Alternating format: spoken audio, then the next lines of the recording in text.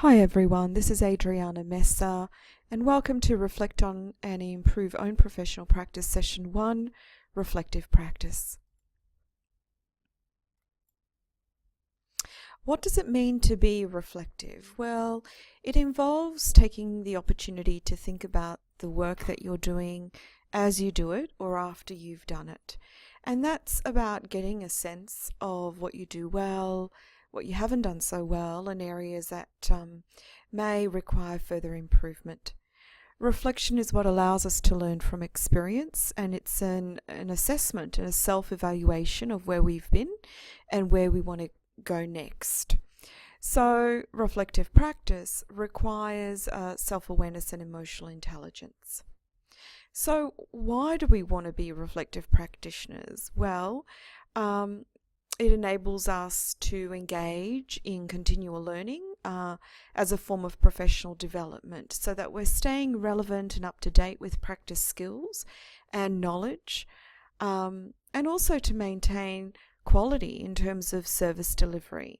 So we're wanting to reflect on what we haven't done so well, which allows for greater improvement and growth, and also reflects on what we have done really well and the reasons behind that. So self-awareness certainly helps us in being reflective, introspective people. And self-awareness is about self-knowledge. It's about how well you know yourself. That is, your qualities and the strengths that you bring to work with clients and this course, and also any limitations that present as barriers or obstacles to you being able to do effective work.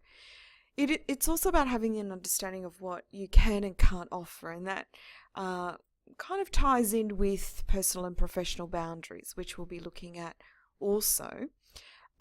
Your goals, having an understanding of your attitudes and where they come from and what maintains them, and also any prejudices or personal biases that you need to be aware of in terms of working with people from all different walks of life. Now, a lack of self-awareness can actually place our clients in harm's way, because if we're sort of being reactive in our work and it's not informed by an understanding of self, then we're actually putting the client at risk and also ourselves at risk of just making significant mistakes in our work that impact a person's life. So workers need to be really effective in observing the self. That means understanding, interpreting, and motivating ourselves to be able to be willing to self-evaluate and to engage in reflective practice. Emotional intelligence is the capacity to understand and manage our feelings, which helps us to then be able to be present to someone else's feelings and to respond appropriately to a range of feelings presented by other people. Emotional intelligence is also a tool that we need to be able to solve problems, to communicate with others, to respond empathically, and to build genuine connections. So it's been shown to be critical in combating things like depression, anxiety, and is conducive to living an optimistic and high-functioning life. So Daniel Coleman was the first fellow to produce any research on emotional intelligence, and since then a fellow called Kovolt has written extensively about emotional intelligence, and he talks about emotional intelligence helping us to be more self-aware, to be able to emotionally self-regulate, which means knowing, understanding, and managing your own feelings and expressing them in really appropriate ways and in adaptive ways given different situations. Emotional intelligence allows us to empathize and be attuned and connected to others, and to therefore interact effectively, to maintain hope and positive thinking and an optimistic attitude. Emotional intelligence helps us to move away from being really problem saturated to being more solution focused. It helps us in maintaining enthusiasm and determination when working through real challenges and obstacles in our own lives, but also with our clients. In maintaining a high level of self-efficacy, and that refers to us believing that we can actually impact our own lives and the lives of others in positive ways, that we can influence our lives and be self-determined. It helps us in being able to delay gratification and to resist impulses, which, when we are impulsive and there's signs of immaturity. Emotional intelligence also helps us to be self-directed learners and self-motivated so that we can achieve our goals. So emotional intelligence is really closely linked to levels of maturity. People with high emotional intelligence seem to be really good leaders. They pay attention well. They're highly attuned to other people. They tend to be other focused rather than self-absorbed. And that's incredibly important in community-based work. So let's look at reflective practitioners. A reflective practitioner is someone who does something and then is willing to kind of sit back and assess those actions and the outcomes of those actions. And they ask questions like, why did that happen? Or, for example, why did that session go well? How can I replicate that? Where could I have done things differently in this session? What kind of outcomes did I achieve from that session?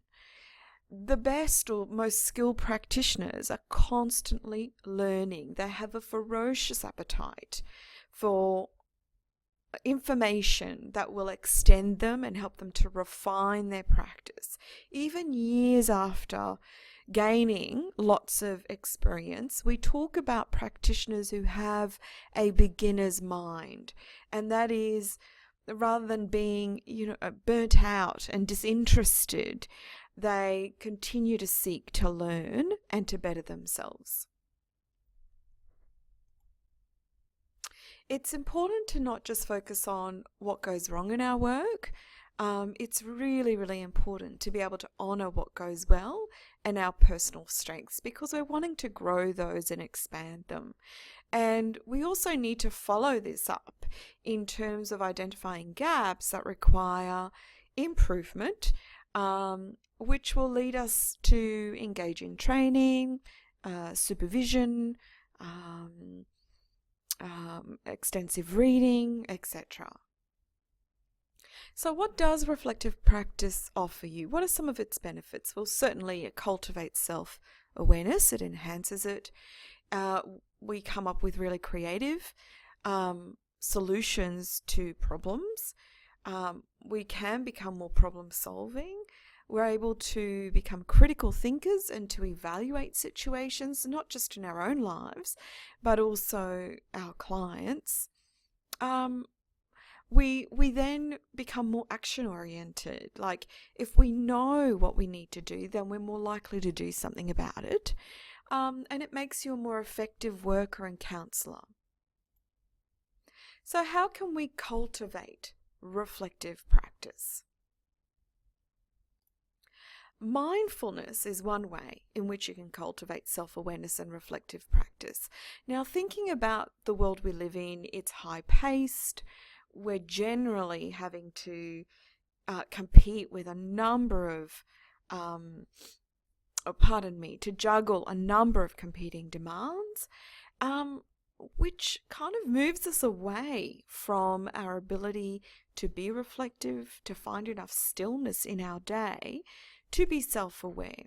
So mindfulness is a practice that can increase your reflective awareness, and it refers to the way in which you view things. So it's not so much about paying more attention to things, it's about a way of paying attention on purpose and intentionally that increases your ability to cope with everyday stress, and that's going to be good for our physical, emotional, and mental well-being. So people who are mindful tend to be excellent communicators. They're very discerning about what they share, who they share it with, and how they share information.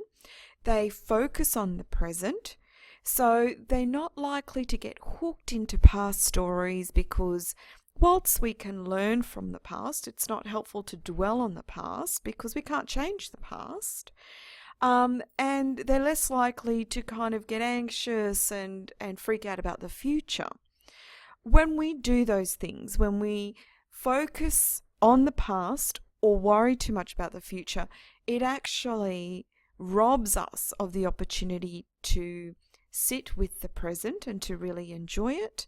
And so mindfulness helps us to intentionally concentrate on what's happening around us. Another aspect of mindfulness is that we try to suspend judgment. So rather than seeing feelings and thoughts as either being good or bad, we're more accepting of them for what they are. They just are, and they're actually really crucial information to us that says something like, you need to take notice, you're feeling anxious. Just note that. So mindfulness is a really powerful tool that can be used, and it is encouraged for practitioners to practice mindfulness. A great book for workers is by someone called Thomas Bien, and it's called The Mindful Practitioner. And there's also Daniel Siegel's book called The Mindful Therapist. So they're books that I'd recommend for you if you're interested in developing some mindfulness practice. Thanks so much for listening.